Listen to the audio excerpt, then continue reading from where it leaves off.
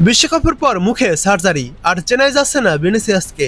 একই অবস্থা ব্রাজিল তারকার। দেখুন আসলে কি হয়েছিল। একই হলো ভিনিসিয়াস জুনিয়রের।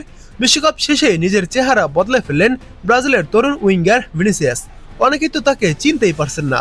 জানা গিয়েছে ইউরোপে ছুটি কাটিয়ে ব্রাজিলে ফিরেই একটি চীন হারমোনাইজেশন করিয়েছেন রিয়াল মাদ্রিদ এই তারকা। বিশ্বকাপ খুব একটা সুখের হয়নি ভিনির। নিজে ভালো ফর্মে থাকলেও ব্রাজিলকে চ্যাম্পিয়ন করতে পারেননি তিনি। তারপরে কিছুদিনের জন্য ছুটি কাটাতে ইউরোপে উড়ে যান।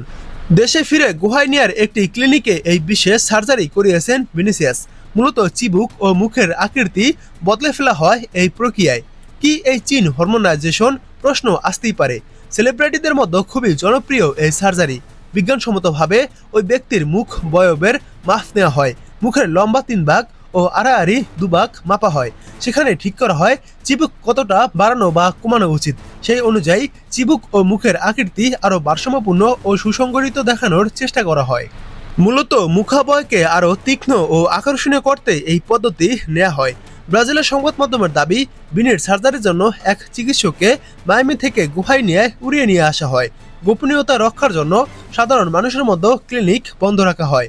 কর্মীদের ছবি, ভিডিও বা সোশ্যাল মিডিয়ায় কোনো তথ্য প্রকাশ না করার নির্দেশও দেওয়া হয়েছিল। তবে শেষ পর্যন্ত আর ছবি লুকিয়ে থাকেনি। নেট দুনিয়ায় ভিনির ছবি আসতেই অবাক ফুটবল ভক্তরা। আপনিও কি অবাক হয়েছেন? অবশ্যই ভিনির এই পরিবর্তন নিয়ে কমেন্ট করে জানাবেন।